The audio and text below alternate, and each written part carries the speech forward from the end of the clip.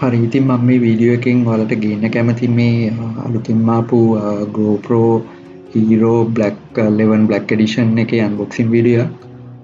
ඉතින් මම මේ යුනිට් එක ගත්තේ maldives වලින්. මම ජීවත් වෙන්නේ maldives වල. ඉතින් මෙහි තියෙනවා GoPro ලගේ authorized dealer කෙනෙක්. ඉතින් මම එයාගෙන් ගත්තේ. මම කම්පෙයාර් කරලා බැලුවා cost එක. ඉතින් ඇත්තටම මට ලංකාවේ ගන්නවට වඩා ලාභයි මෙහෙන් ගන්න එක.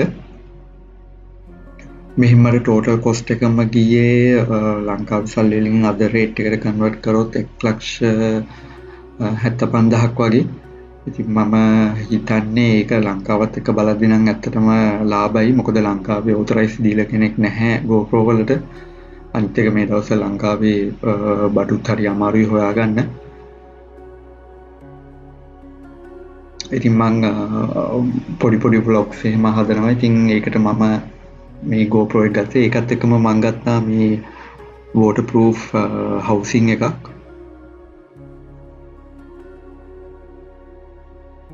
මට ඒකට 25000ක් වගේ ගියා. ඊට පස්සේ මේක තමයි shorty එකක්. shorty එක කියන්නේ අර මේක පොඩ්ඩක් මෙහෙම selfie stick එක වගේ පොඩ්ඩක් දික් කරන්න පුළුවන්. ඉතින් ඒකත් මට උනේ රුපියල් 12000ක් වගේ. ඉතින් මේක තමයි යුනිට් එක. ඇත්තටම හරි ප්‍රීමියම් ක්වොලිටි එකක් තියෙන. මේ මම මෙතන තියෙන නම්බර්ස් උත් GoPro එකේ ගහලා බැලුවා. ඒක ෆුල් ඔතොරයිස් ප්‍රොඩක්ට් එකක්. ඉතින් මේකට 1 year warranty එකකුත් තියෙනවා. මේ ස්ටෑන්ඩඩ් version එක. මේක full accessory set එක නෙවෙයි. මට හිතුණා අනිත් accessory මං කැමති විදියට ගන්න. මොකද ඒකට බොරු cost එකක් full accessory list එකේ ඔක්කොම අපි use කරන්නේ නැහැ. ඉතින් මේ box එක ඔයාලට පේනවනේ ඇත්තට මාරම quality. GoPro කියන්නේ ඉතින් ඔයාලා දන්නවනේ action camera වල හොඳම කැමරා එකක් වගේ. ඉතින් මේකේ වීඩියෝස් එහෙම මම ගොඩක් කරා. ඉතින් මගේ channel එකේ සමහරක් වීඩියෝස් මම දාලා තියෙන මේ GoPro එකෙන් කරපු ඒවා. ඇත්තටම වීඩියෝ ස්ටේබලයිස් එක නම් top notch. ඇත්තටම මාරම quality. ඉතින් මේක තමයි යුනිට් එක. අපි බලමු මේකේ මොනවද මුලින්ම තියෙන්නේ කියලා. මේ තමයි charge කරන කේබල් එක. charging brick එකක් නම් ලැබෙන්නේ නැහැ. මේ තියෙන්නේ ඔය වගේ mounting කරන පොඩි devices ටික. මේ තමයි GoPro ලගෙන් GoPro 11 එකේ ඉඳන් මේ endure batteries තමයි include කරන්නේ. ඒක නම් ඇත්තටම මාරම ගොඩක් වෙලාවට charge එක තියාගන්න පුළුවන්. ඉතින් ඔයාලට GoPro ගැන දන්න අය දන්නවා මේ සුදු පාට එකකින් එන්නේ endure හොඳ battery එක. නිල් පාට එකකින් එන්නේ standard battery එක. ඉතින් මේ තියෙන්නේ වගේ screw drive එක pin කරන එක. හරි ඊට පස්සේ මේක තමයි device එක. ලොකුවට බරකුත් නැහැ. හැබැයි හොඳ ප්‍රීමියම් ක්වොලිටි එකක් තියෙනවා. ඉතින් බලමු තාම මොනවද මේකේ තියෙන්නේ කියලා. ඉතින් අනිත් ඒවා නම් කැටලොග් එහෙම තියෙන්නේ. මේ ලොකුවටම දෙයක් නැහැ. ස්ටිකර්ස් අනම්මනම් වගේ තිබුණා. sorry.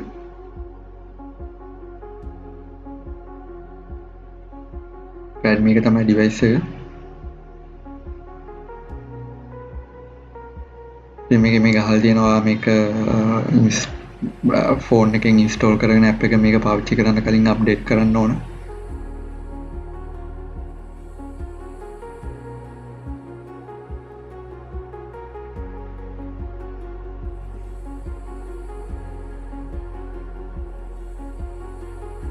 හොඳ ප්‍රීමියම් ක්වොලිටි එකක් නම් තියෙනවා.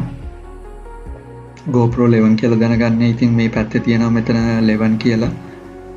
10 එකේ මේ 9 එකේ ගොඩක් වෙලාවට එකම ස්ට්‍රක්චර් එක තියෙන්නේ. හැබැයි මේක ගොඩක් ඉම්ප්‍රූව් කරලා තියෙන්නේ සෙන්ස් එක වයිස්.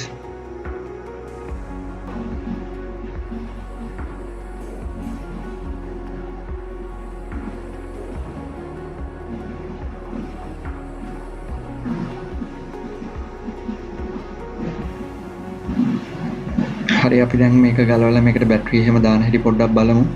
ඒක මෙන්න මේ පැත්තේ තියෙන්නේ. මේක පොඩ්ඩක් හයියට තියෙන්නේ. ඉතින් ඒක කඩන්න යන්න එපා. මේ පොඩ්ඩක් හිමිට ඇඟිල්ලෙන් මේව කරලා ගන්න.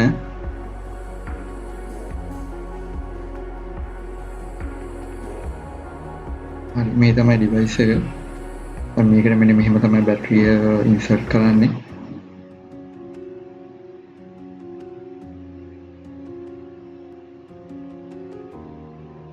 ඉතින් මේක දාද්දි පොඩ්ඩක් බලලා දාන්න මොන පැත්තට හරියට දාන්නේ කියලා.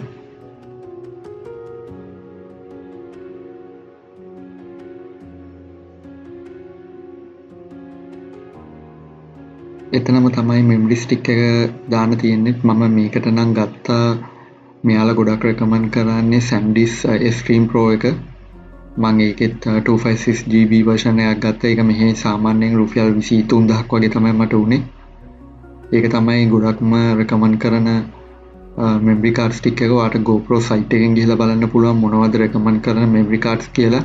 ඔයාලට ගාව නිකන් ෆෝන් එකේ තියෙන ඒවා නම් මේකට දාන්න යන්න එපා. ඒත් මොකද මේක 4K වලින් 30 60 ඊට පස්සේ 120 ඊට පස්සේ 240 fps වලට රෙකෝඩ් වෙනවා. ඒතකොට ඔයාගේ මෙමරි කාඩ් එක එකට සපෝට් කරන්නේ නැත්නම් වීඩියෝ එක ස්ටක් වෙලා යනවා. ඉතින් හොඳම දේ තමයි මේ වගේ ඩිවයිස් එකක් යූස් කරනවා නම් මේකට කම්පැටබල් වෙන බෙස්ම මෙමරි කාඩ් එකක් යූස් කරන එක. මොකද ඒකේ තමයි ඔයාගේ ඔක්කොම දේවල් රෙකෝඩ් වෙන්නේ. හරි ඊට පස්සේ මම මේ ගත්ත ෂෝටි එකත් ඔයාලට අන්බොක්ස් කරලා පෙන්නන්නම්. මේක ඇත්තටම හරි කියුට් පොඩි එකක්. මේකේ මවුන්ට් කරන්න පුළුවන්. මේක හරි ලේසි අල්ලගෙන යන්නත් හරි කම්ෆර්ටබල් එක. ඔයාලට ඕන නම් මෙහෙම තියලා ටයිම් ලැප්ස් වගේ එකක් යනවා නම් දාලා තියන්නත් පුළුවන්. ඒක හරි කම්පැටබල් වල සාක්කු වුණත් දාගෙන යන්න පුළුවන්. මම ගොඩක් වෙලාවට බයික් එහෙම යන ගමන් රෙකෝඩ් කරනවා. ඉතින් මට මේක ගත්තේ ඒකට පිටිපස්සින් එක්කෙනාට දෙන්න පුළුවන් රෙකෝඩ් කරන්න කියලා. හරි අනිත් එක මම ගොඩක් වෙලාවට මෙහි ඉතින් මුහුද වටේම හින්දා මම පොඩ්ඩක් ස්විමින් කරන්න එහෙම යනවා. ඉතින් ස්නෝකලින් එහෙම යනවා. ඉතින් මට හිතුණා ගන්න ෆුල් කම්පැටබල් වෝටර්ප්‍රූෆ් කේසින් එකක්. ඉතින් GoPro එකත් ගොඩක් වෙලාවට වෝටර්ප්‍රූෆ් වතුර පොඩ්ඩක් දාන්න පුළුවන්. ඒ වුණාට මේ වගේ ඩිවයිස් එකක් මෙච්චර ගාණක් දීලා ගන්න එකේ මට රිස්ක් එකක් ගන්න බෑ. ඒකට මුහුදු වතුර යන හින්දා ඒකින්ද මම ඒකට ෆුල් කම්පැටබල්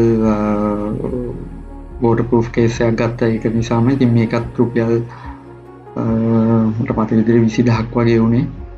ඉතින් ඒක ඇත්තටම හොඳයි ප්‍රීමියම් ක්වොලිටි එකක් තියෙනවා.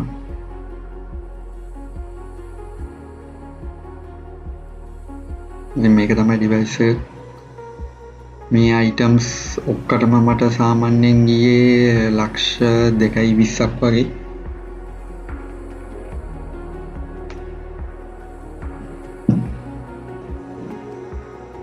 ඉතින් මම හිතනවා මේ වීඩියෝ එකෙන් ඔයාලා පොඩි අයිඩියා එකක් ගන්න ඇති කියලා කොහොමද GoPro 11 එකේ අන්බොක්සිං එක. ඉතින් මම මේකේ වීඩියෝස් එහෙම කරලා දානවා මගේ channel එකේ. ඉතින් ඔයාලට බලන්න පුළුවන් ඒවල quality එහෙම කොහොමද කියලා. එහෙනම් අපි ඊළඟ වීඩියෝ එකකින් හම්බ වෙමු. මම හිතනවා ඔයාලා මේ වීඩියෝ එක enjoy කරන්න ඇති කියලා.